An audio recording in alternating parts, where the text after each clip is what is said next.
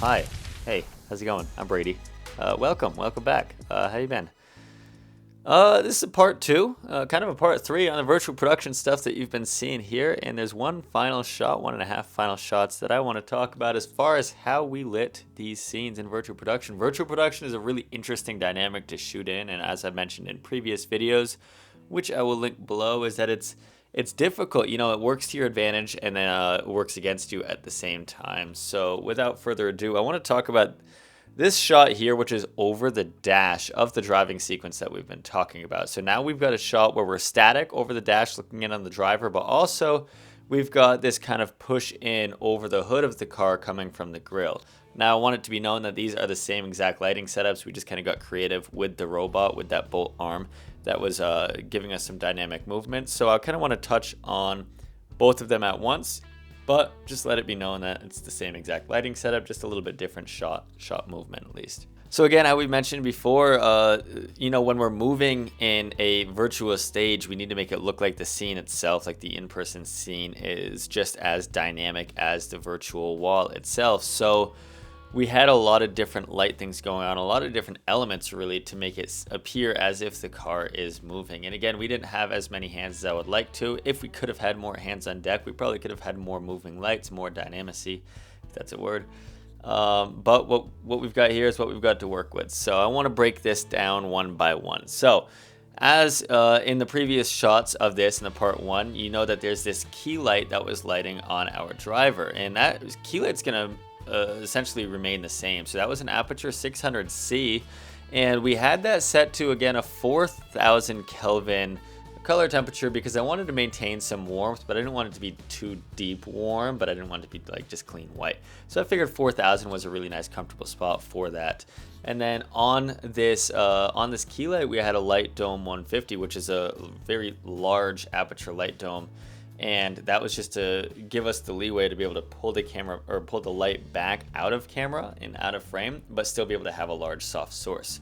So on top of that, we also put the grid, the honeycomb grid, because we've talked about this before, but you really need to control your light and your spill of your light when you're working in a virtual stage like this, because if the light dome was just open without any grid, the light would be spilling all over the walls, all over everywhere else in the scene, and that is no bueno, my friends. So the grid we put on that 4000 Kelvin, that was our key light just lighting our subject's face. And again, we're looking kind of at this static shot just so we can see his face as we're driving through.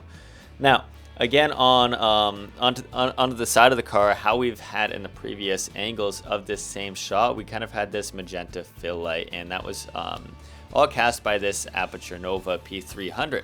And on this, we again put a softbox, just a Nova softbox, and the grid, of course, because we're controlling our light. And I just had this set to like a nice purple because, again, motivated from street, like billboards, buildings, stuff like that. I wanted some sort of color going on in there.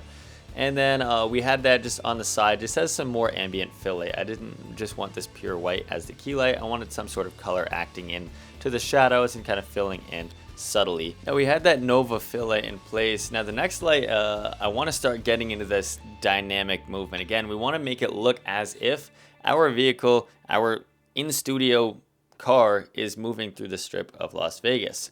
So this is where I got a little bit creative, and this may not have been the best way, but if we had more hands, we could have done something like DMX or, had somebody else manually do this. But I wanted to add some dynamic light. So the next light that I add was an Aputure 600C Pro, and with that I had the narrow reflector dish on it because, again, we want to keep our lighting controlled. So I was just focusing on this being a rim light kind of on the edges of the car, in the window, the pillar, the roof rack, just like the top rails of the car, just really accentuating, acting as a rim light. And then what I was doing in our scene was actually watching and being mindful of where the buildings were in the background and kind of matching with whatever color those lights are from the background with this light in Sidus Link. So that might get confusing, but essentially what I did was go into Sidus Link and have this live color wheel up. So as I would see a blue building in the background, I'd shift it a little bit more blue, or a pink building a little bit more pink. So as you see these buildings coming by, it looks like this Sidus Link, or this light on Sidus Link, is an actual light casted from the billboards. So a little quick dynamic lighting trick just to make it look as if there's some movement, just very subtle changes. I don't think it made too much of a difference, but it was just one little thing that I wanted to essentially just try to see if it was even possible to do a very like kind of one-man band setup of just adjusting the light as the scene is playing out. And then to add on to these kind of dynamic lights, I remember we talked about the brake light in the last video shining on and off randomly. So we couldn't really hide the brake light in frame, and I was like, well, where can we put this? And we decided to just stick this MT tube right on top of the robot. So as it's pushing in, wherever the camera is going to be, we're gonna have a front lit brake light coming in as well. So again, had this set to just like 1 degree or something, just a deep red like a brake light. And I went into Sidus Link as well, and I was kind of alternating this on and off as well. So that adds a little bit more, you know, realism, as if we're just driving and cars are stopping. And then one more thing that I added was, you see that there's this headlight coming from behind the vehicle, and it casts nicely on, it creates almost like a glow on the back window, and then you can also see it casting in on the rain from like backlighting the rain as it's coming out of the windshield. And this was just an Aputure 600D with a spotlight mount on it.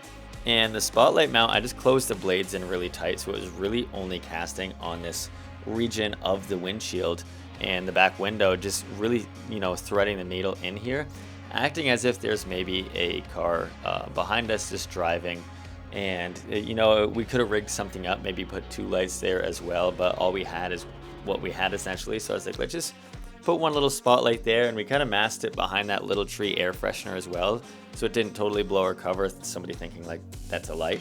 So it kind of just made this really cool glow and added a little bit more depth and dynamicy into the frame. And those are all the lights that we added. I know I say all the lights like it's not a lot, it was like 5 of them, but there was just a lot going on because we need to make it look as if there's a real life environment happening around the car, even though we are in an all black studio. Yes, we get a little bit of reflection from the wall onto the car, but essentially we need to cast in lights that would look realistic. And one of the nice things about especially these hard lights coming in is that they're taking to the rain really nicely, because you're backlighting the rain is gonna really like pop with any light that that's coming in on it. So this car's headlight, some of the color lights as well, looks like the Nova, just all of these lights are really casting a lot more light onto the rain, giving it a little bit more dimension as well. So yeah, you've got these 2 shots. Again, they're the same one. I don't know which one I like better. I like the static one just because, you know, it really gets you to focus in on the vehicle, but I also like this push in because it's a really cool movement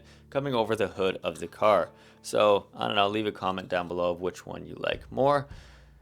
But I'm going to cut this one short. This is going to wrap up this kind of virtual production series that I did here, this short little mini series, I guess, because it was just a lot of information. I couldn't jam it all into one video. So again, virtual production is a learning experience for sure. I could look back at this and say there are a million things wrong with this, so I'm not coming at you saying it's perfect, but you know, there's a couple things to learn from in here, at least I think so. So with that being said, thank you for sticking around. I want to thank View Studios as well for having me out there one more time. I'm going to leave all the information down below to the past videos in their channel as well. So I appreciate you all, and I will see you next time. Bye-bye.